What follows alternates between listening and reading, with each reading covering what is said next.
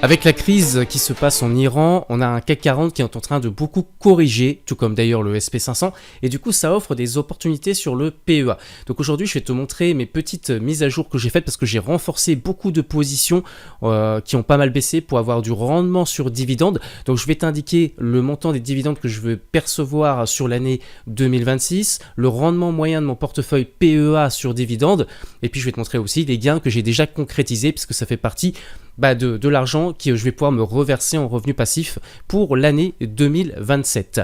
Donc je rappelle, en fait, j'ai un objectif de me verser 200 € grâce à cette stratégie dividende PEA. Et du coup, ça peut se faire par deux moyens, soit par les dividendes, effectivement, soit par les plus-values concrétisées. Et d'ailleurs, on va commencer tout de suite par voir du coup la plus-value que j'ai concrétisée jusque-là sur ce PEA sur cette année 2026. Donc on est qu'au 3e mois de l'année, mais tu vois que j'ai déjà concrétisé 1814 €. Mon objectif, c'est de pouvoir me verser 200 € par mois de revenus passifs grâce à ces plus-values et aux dividendes que je perçois sur le PEA.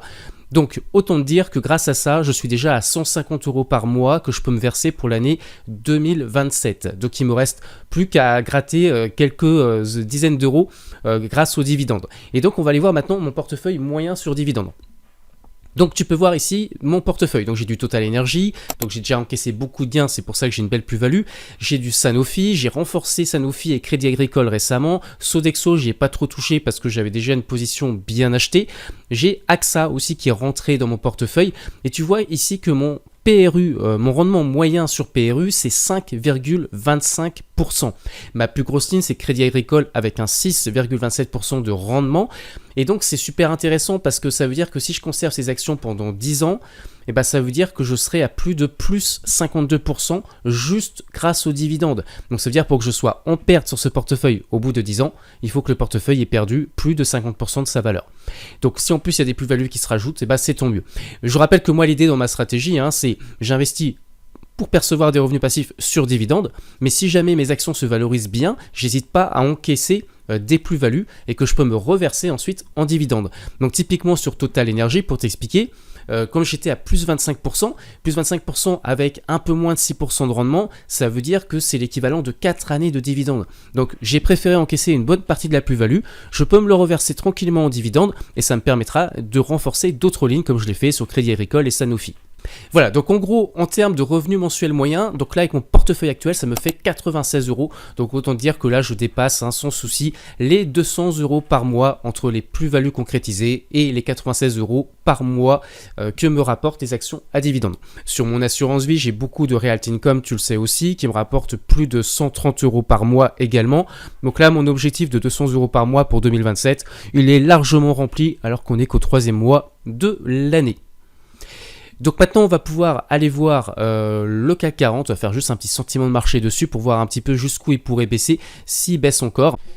Alors sentiment de marché sur le CAC 40, donc on est toujours ici dans un grand canal haussier sur le long terme. Vous voyez que tant qu'on ne casse pas le support obliquon bleu ici par le bas, eh bien on reste haussier sur le moyen terme, on garde cette vision là.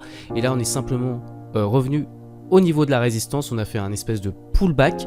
Donc est-ce qu'on va aller chercher le bas du canal? C'est possible vu le climat ambiant qu'il y a au niveau de l'international, ou est-ce qu'au contraire là on va repartir ensuite? Les deux sont possibles, ça reste à surveiller, mais en tout cas voilà, on a encore du potentiel pour aller chercher le support ici du canal haussier. Je voudrais juste également préciser une toute petite chose, c'est que pour rejoindre le support des points actuels, ça ferait une baisse encore de moins 6%, donc ça permettrait de profiter peut-être encore de baisse de prix sur les actions à dividendes que je vous ai montré tout à l'heure, et donc d'améliorer encore un petit peu plus le rendement, et puis aussi le montant des dividendes perçus en termes de revenus passifs. Donc ça peut être intéressant parce que percevoir des revenus passifs en attendant de faire des plus-values, c'est toujours super sympa. Bref, en tout cas, voilà, vous voyez qu'on reste orienté correctement sur le CAC 40. J'ai toujours cette vision de l'objectif qui est là, qu'on va pouvoir décaler peut-être un petit peu plus par là maintenant, parce que le temps qu'on y aille. Voilà, et voilà, on est simplement sur une correction, on est revenu en dessous du pivot, mais là ça peut tout à fait repartir à la hausse dans la semaine. Voilà, je vous libère chers amis, pensez à liker, vous abonner à la chaîne du Druide, vous avez mon canal Telegram en premier commentaire si vous voulez le rejoindre, et je vous ferai un petit suivi bien sûr de ce portefeuille dividende avec grand plaisir.